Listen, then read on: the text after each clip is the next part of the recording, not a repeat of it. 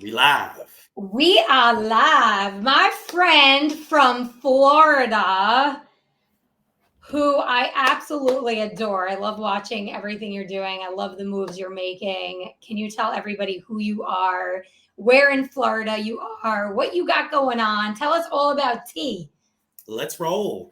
So, Teran Gilmette, I started when I was 19, man. I started digging through the trenches and worked at a local restaurant. So, grinded out the hospitality business for probably about 4 or 5 years and built the real estate business up. And to be honest with you, I didn't even really know what I was doing. I was building a sphere of influence and I wasn't Without even knowing it, right? without even knowing it. Did Nope. you realize the importance of having a sphere, or were you just doing it because you're like naturally charismatic?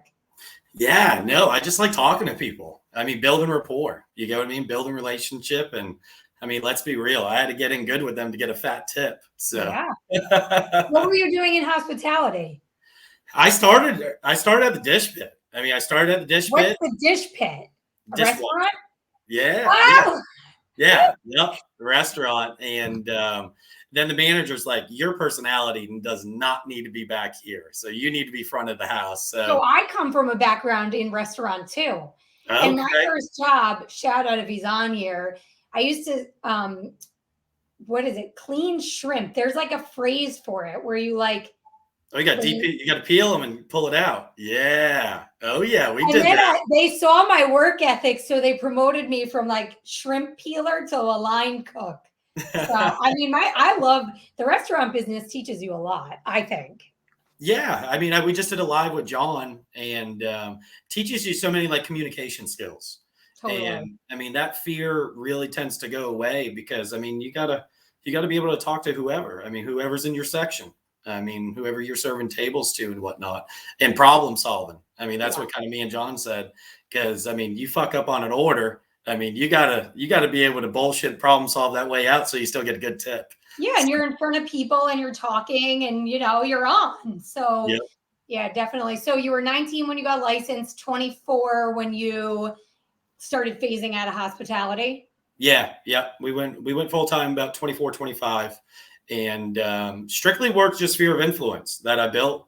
And we were pretty much averaging about 4.5 mil at start, Mhm. and creeped up to about 6.5. And I worked for an independent brokerage. They were super cool. There was the 100% commission model. So my growth plateaued big Yeah. time. Mhm. And my future fiance, she kind of put some fire under my ass. She's like, "You need to stop being so small minded, and start growing a little bit." And And think about, yeah, I always tell our team, like, you gotta take the commissions and all of that away. You know, yeah, the money. You can't think about the dollar. You have to think about the volume and the growth potential, right? right. It's like Yep, there a ceiling where you're at. yep, absolutely. So yeah, and that's when I joined EXP. I just started when I felt that plateau. I started kind of just researching around, and that's when, of course, I made the move to EXP in 2000, I believe 2019. It was April Okay. 2019, and yeah, that's when I got linked up with and I just plugged into the Honey Badger group Yeah. and found expert mentors. I seen you on there, you and Bruce and Kyle Whistle and all of them, and I'm like, damn, these guys are boss, I bro. mean, it definitely, and that's the reason what we made the move too, is like if you want to level up, like there's plenty of opportunity to level up. And there's, just so many people in our ecosystem that will help you do that. It comes So in a circle. I mean, yeah. I had at that independent brokerage, you had only local agents, and you had no, I mean, system that you can plug into that you just plugged into like nationwide agents and stuff like that to level up. So And think we met in Dallas, right? Yeah, I'm a New yeah, York agent. You're a Florida agent. I'm like, he's my brother from another mother, this yeah, kid, we right? connected right away. Like, okay. Yeah, Yeah. both of our enthusiasm definitely connected. That's for Yeah. sure. So okay. So you transition to full time. Do you feel like, I mean, obviously you'll see your growth, right? I feel like, do you believe that? Because I sort of feel like you have to be full time in order to really scale a real estate business. Did you feel the growth happen almost immediately once you transition full time? 100%. Yeah. Absolutely. I think there was probably being at such a young age. I mean, I was living on my own at 18, so still had rent, electric, and stuff. So I think there was a built up a fear Yeah. that I think a lot of agents have. You get what I mean? And just It's scary. getting over that fear because I still didn't have a savings account when I went full time. I was like, you know what? I'm just going to try this, and we're going to rip this every day and see. You know what that's called? Guts. Burn the boat. Yeah, there you go. I love it. Yep, absolutely. Yeah, I mean, I think there's only one way, and it's scary. I mean, I did it too. I quit my job, my full-time job, and I was 8 months pregnant, and it was 2009. It was a terrible time to get into real estate, but you know, Hey, that's when I started. Oh when nine. when you jump, the net Yep. will appear. Yep. All right. So what you got going on now? So you started coaching with Kitchens, who obviously we both absolutely love. Yeah. And he got you sort of thinking more strategically, like running a business, right? Not just selling real estate, but operating as a business. Yep. As we call it, I was running $100,000 hobby. Yeah. And that's just really what it was. There's no systems, there was no operations, there's no process to anything. It was just me doing everything and just of course working sphere of influence. But there's so much more potential when you start running it strategically. Yeah. And so we started diving in. We started diving into the systems operations part of it and what I did like to do in the business and what I didn't like to do in the business. Yeah. And just being a visionary, I just don't, my admin's just not my gig. I mean, transaction coordinating. So I took the leap and we hired a full staff and she's been amazing. I mean, that's really when it just started getting fun. It really started really putting everything together. And it took a little bit to adjust too, because this was a whole new lifestyle that I didn't even know existed. Yeah.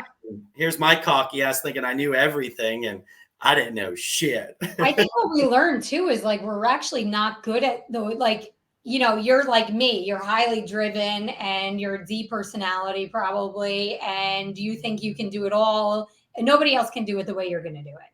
Right. Yep. And then as I started giving those tasks away, I realized I'm like so bad at the transactional part of I can do it. Of course, I've done it for 11 years, but I'm not organized at all. Yep. Like I just am a mess. My life's a mess. Everything I'm just like a mess with that. I can sell and show and close deals. And like, that's what we all need to be focused on. Mm-hmm. So I feel like you made the perfect first key hire for the growth of your business. Yep. And she's still with us. I mean, we built out some systems for her. And I think the biggest learning curve was I had her doing too much. When I first started with her, I didn't get clear on a job description. So I just kind of put everything I didn't want to do on her belt. And it was a little chaotic at first. And John gave me a little bit of tough love and said, we need to start working on some job descriptions and start getting clear on exactly what she's doing. Yeah. And we built out, thanks to Jackie Bowman in our KT family. She definitely helped me out build a contract to close system. And I think that's just everybody watching now. I don't care if you're a solo agent, you're running a team or whatnot. I mean, having a system and a contract to close is going to be so much less stress. And it's going to be systematic, and and it relieves phone calls too. Let's be real. I mean, you got a system in place. Those clients aren't calling you nonstop. Yeah. If you have the system, you're getting to them with the system before they can even reach out to you. Yeah. So you're answering those questions before they're even thinking about it. Yeah. And I think we're all so busy, right? So it's like the thought of building out the process is so overwhelming. But the reality is if you just take the time and do it, you're doing it one time and then it's repeatable, right? So you can do it every transaction and then you know exactly what steps happen when, and then you're not like, oh shit, did we do this? Yeah. So we've been there, like I've made all the mistakes.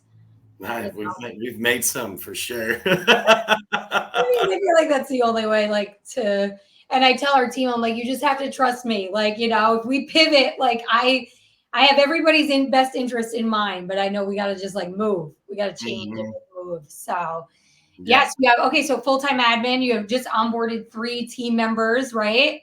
Yeah. Tell me about your, okay. So yeah. So tell me about, so there's 4 agents total now on the team.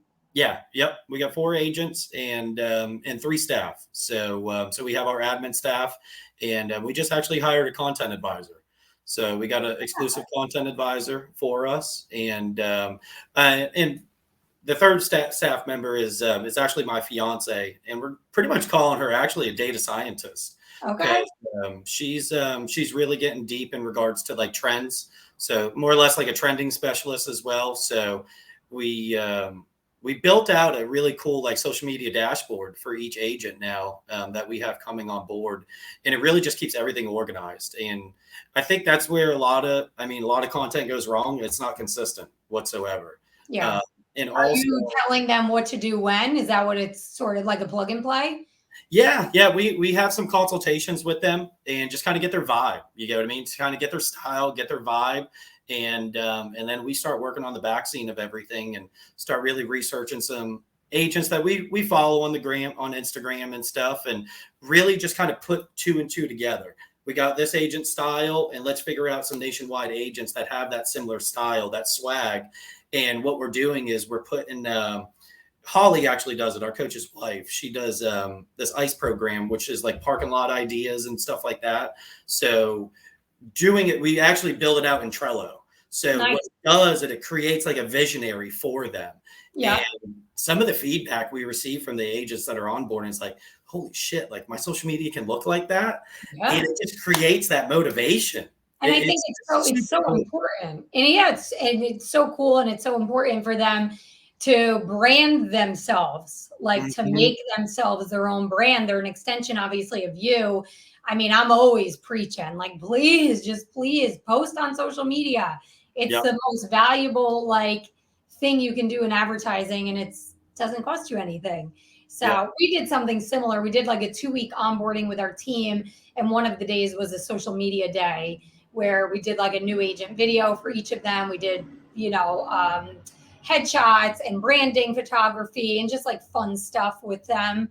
So yeah, it's important. Yeah, your agent spotlights are cool. We're going to take that from you here. Yeah, go, man. And I think it's like, who are you? Like, you know what I mean? Because you don't really get to know who somebody is like behind just a picture, right? So like, who are you? What is the best thing to start your morning? What are you afraid of?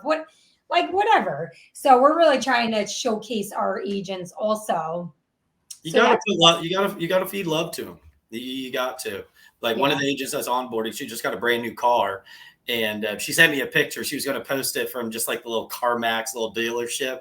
And I'm like, no, let's put some love into it. So we got her a ribbon from Amazon. We actually met with her today, and you got to relate. I think it's a big thing is you got to get clear on who you're targeting. New agent, seasoned agent, whoever you are, whoever you're working with, you should feel a little warm and fuzzy. Oh yeah. My little jam's Acreage. That's what I love. That's my passion. And like hers is waterfront. So we kind of put 2 and 2 together and said, hey, let's meet at a local boat ramp, and we'll have our content advisor scheduled, ready to rock and roll. And we met at the boat ramp. We put the ribbon on her brand new car and did like a nice little portrait selfie of her with some waterfront pictures in the back and stuff. So I think relating all the marketing ideas is key, and it takes a team. Totally. And the pictures he's shooting are really good too. Yeah. Yep. So did he have experience, like a real estate photography experience before? So we have a real estate photographer. Okay. He was actually, me and him started together like five years ago, and he's intense. I mean, he's just swag. He's got it down. He's got the editing. Everything's in editing, as you know. Totally. So he's got that dialed in. But I wanted to segregate. I didn't want my because he does freelance, so he does other agents and stuff like that, and his business is booming. So I didn't want to interrupt that. I respect him, so that's why we hired a content advisor to start really just following the team around. And it's a really cool value. It's a day in the life of T. Yeah. And we showcase the agents. I mean, that's what we're here for, is to build their brand for them. And Yeah, that's and I what, think building a team isn't for everybody, right? Like it's definitely not for the faint of heart. It's hard work and it's a lot of energy but it's totally worth it if you are the type of person that wants to build other people up around you. And I said, wherever we're going together, yeah, yeah. So Yeah, we built her dashboard and it took us probably 15, 20 hours. I mean, just straight research. And we've got probably 10, 15 ideas that are getting put on the schedule. And just to see her face today, that was the first time we executed an idea for her. And that right there is worth it. I mean, worth every hour. I mean, sleepless nights doing it. Me and T are up trying to research all the shit at 2 o'clock in the morning. And I love it's it. just so cool. It was just so worth it to see her face today. And Love it. I love how we just put badass content out for them. Totally. Yeah. Yep. So what's a day? Tell me about a day in the life. What's your day like? I always Day in wonder, like life. the day. So for like a top producer, everybody's day is different, but they're actually not. They're all pretty similar. So what's your, like, do you have a routine? Absolutely. We jam out about 5:30 a.m. Try to get a little bit. What I do is I'm bad at meditating. I take accountability. I got to get better at that. Me too, man. I close my eyes for 1 second. I'm like, I got to do the laundry. I got to wash the dishes. I got to do this email. Yeah. Oh, So my my meditation is I just chill for a little bit. I don't pick up the phone for like 10, 15 minutes when I first wake up, and I get into some Eric Thomas. I mean, Eric Thomas, and I love him. I just love that deep motivational speech, and it fires me up. And we've been really digging deep with Coach Burt, and I love how he says you need to find a jam sesh to activate that prey drive in the morning. So I get amped up and I go for. We've been doing 3 to 4 miles. I've been doing that now for I would say about a month now. So it's not running long. 3 to 4 miles? I don't run. I'll be Okay. real. Yeah. Okay. So I put on my headset and I just walk. I got the weight vest. Have you tried to run? I got a little disease in my knee. It's crazy. And it actually was from growing too much when I was in 9th grade. So it's like a buildup of calcium. So running kind of just isn't my jam. All right. So you're doing mileage. Either way, that makes me happy. Yeah. Yep. And it gets me in my jam. I put Coach Bird on or put my motivational stuff on. And I'm back in here at 6:30. And what I do is I've created a dashboard for the admin staff. So I'll kind of rip through there for a little bit. I take the kids to school right about 7:30, have that alone time with the kids, kind of try not to pick up the phone and stuff. And then we do a huddle. I mean, we do a huddle every day, 8 a.m. sharp. I mean, and it's, for you. If you're late, you're putting $50 in a pot. Ooh, we've had to add money to some of our stuff too. Yeah. Yep. So we take that 8 a.m. huddle, and I got it from Cindy Featherstone. And she's a badass. What do you guys do on the huddle? How long is it? It's 15, 20 minutes. Mm-hmm. We talk about some KPIs, some wins and challenges. What's a KPI? Tell everybody. Just like wins. We go through the wins. Yeah. And we try to really get through some quotes. I want to hear some daily quotes that they're reviewing maybe from the night before. I think quotes really, is a part of activating that prey drive. So I got the KPI style from Cindy. And that's what's just so cool about this community. Then I know. I didn't know. Cindy's not in my downline. She don't get nothing off of me. And I met her, of course, through Kitchens. And she's like, T, she goes, since you're starting to build a team, she goes, I want you to start getting into our huddle and see how we structure it. Oh, nice. And, everybody on this call, it don't matter if it's downline or not. We're here to add value. I know. That's the thing. It's like everybody is willing to give. It's so amazing. I know. I've learned just so much because everybody's like, sure. I'm like, can you send me that? Ding, 2 seconds later in my email, and things people have spent, a pretty significant amount of time and money on. So yeah, it's one way to fast start your career. Yeah. I wish I would have done it a while ago. That's okay. Really I always say time is when it's supposed to be. Yep. Yep. It was meant to be for sure. Yeah. All right, cool. So I think morning routine is like, it's important for everybody. Absolutely. Do you have like set times where you're making calls or showings, or are you pretty much like the day is flexible in terms of what your team is doing? So we created a call culture. That's kind of what our culture is kind of based off of. So circle prospecting, expired, SPSBOs and stuff. And so we'll do a little bit of role play, a little bit during that huddle. We'll just have one little quick conversation, and then we start calling at 8:30. Growing the team, I've kind of backed down a little bit from it because I've got the sphere of influence and building the team, and I really want to commit to them. So I back down calls, but they're calling from 8:30 to usually about 11:30. Yeah. We're making calls, and it's cool. I actually started setting up everybody with like we do stand-up desks. We got the Rode microphones, the dual screens. I love it. Yeah, so they just come in the morning and they put their laptop down, they hook their HDMI cords up, and they got a badass little workstation ready to roll. I love it. Yeah. Get them in the prospecting zone. Yeah. Yep. And we get clear. I mean, during our consultations, we really get clear on which area they get warm and fuzzy on. And like a farm, like a specific area. Yeah. And it's so funny. I heard farm for so many years in the beginning of my career. And what the hell is a farm? I was like, I ain't doing that shit, man. That shit don't mean nothing. Like, and now what? It's so important. God, if I could stress anybody on this call, it's so important to get clear. That's what I tell our people. I'm like, pick a place and dominate. I'm like, you got meet every business owner, meet as many people as you can meet in the community. Give without expectation of receiving anything in return. And yeah, I mean, you could really dominate a market by a farm, we call it in real estate, by getting really clear on like who your target audience is. I think also that's enthusiasm, because let's be real. I mean, prospecting is all about tone and enthusiasm. You got to match the tone and stuff. But if you're working an area that you actually got clear on that you want to dominate, you're going to be 10 times more exciting on the phone. And guess what? Where do you so you're like, when I first met you, you're like, I'm Acreage Homes. I'm like, I don't even know what the hell that is. But is it Acreage Homes? So Acreage Homes is around 1 acre, right? Yeah. So we do. I personally do minimum 1 acre. Okay. So that's kind of what I prospect out. Okay. And are you in a specific area? Yeah, I do. I do Fort Pierce. I do Okeechobee, and we're starting to actually start to move into Vero. Okay. Oh, nice. Well, yeah, I just sent you that referral. Yep. Vero Beach. Yeah.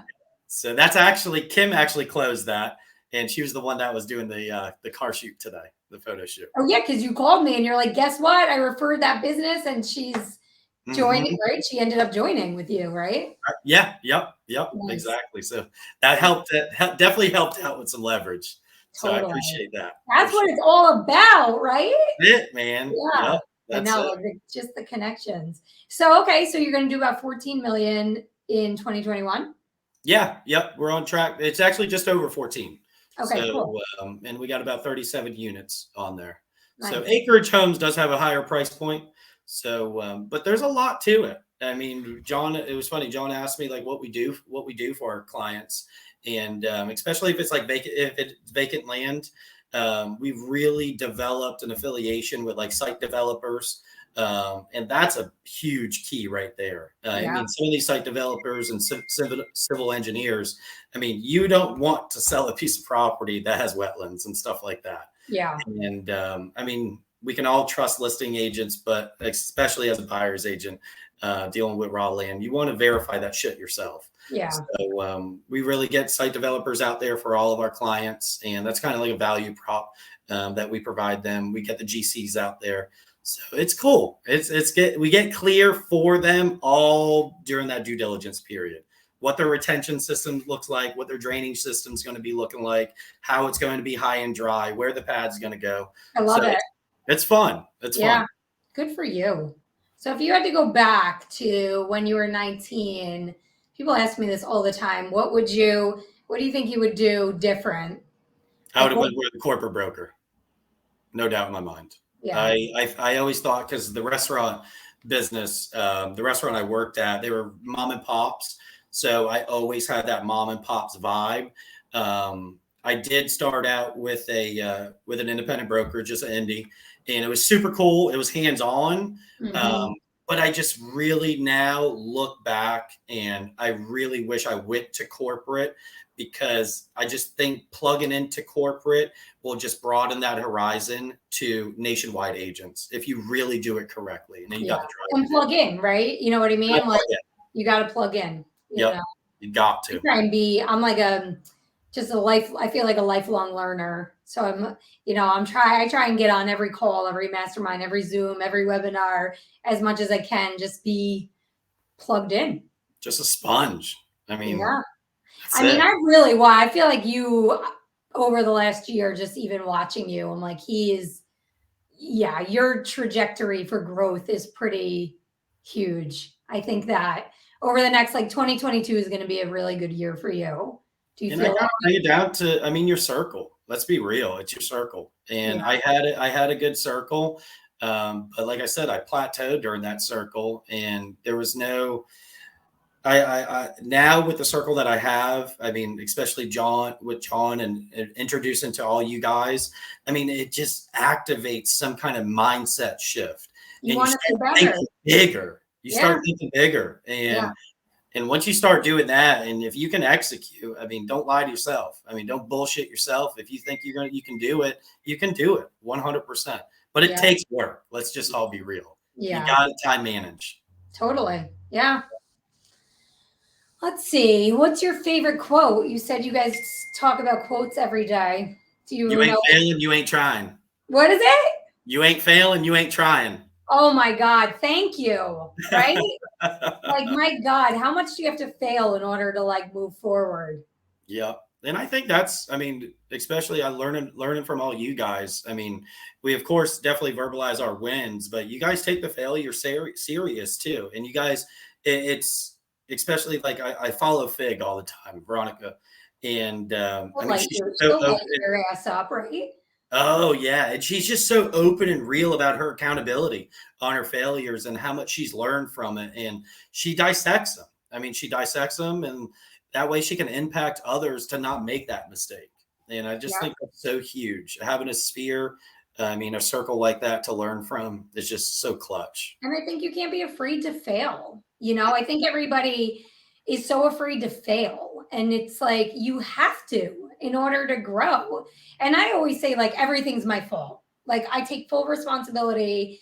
And some of our staff is that's ridiculous, Lindsay. I'm but it is. It's our fault. If something doesn't work out, it's our fault. We didn't execute it properly. We didn't explain it properly. The vision wasn't clear, whatever it is, Mm-hmm. The agents aren't showing up. They're not doing what they need to do. Our fault.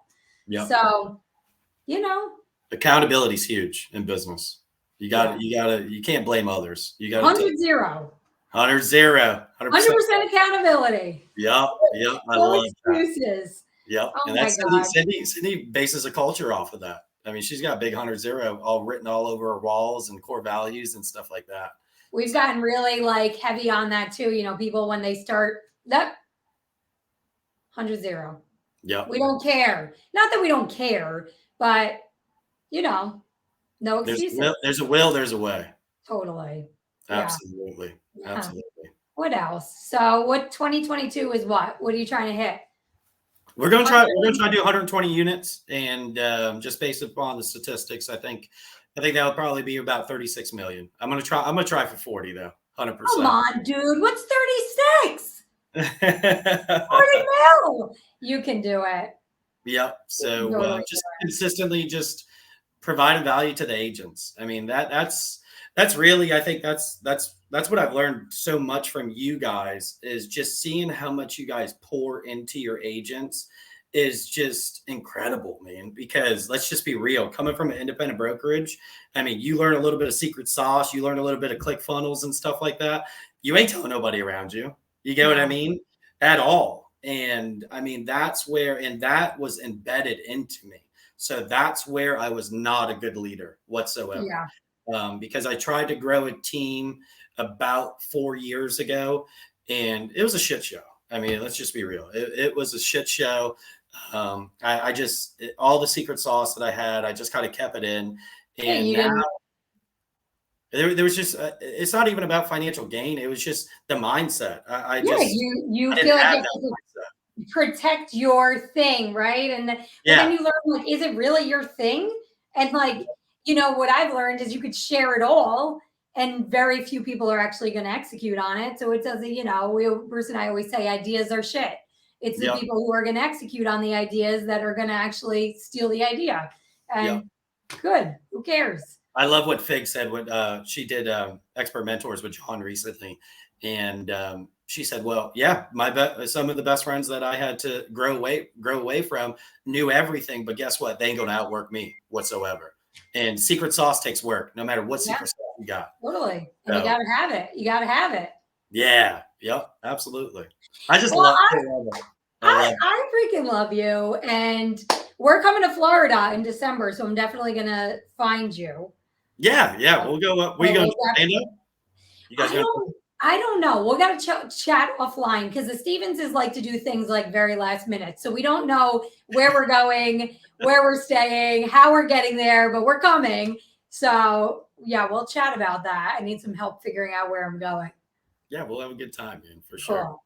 Yeah. Thank you so much for your time. And if people want to reach out to you, if they're in your market, if they're in where you serve, if they're in Florida, if they just want to pick your brain, like, what's the best way to find you? Yeah, you can find me on Facebook. Of course, my name, Teran Gilmette, and of course, Instagram. So you go ahead and direct message me, and I'm an open book now. I mean, anything you guys want some advice on content and stuff like that. We just really dig deep in marketing. I mean, that's what we're doing right now.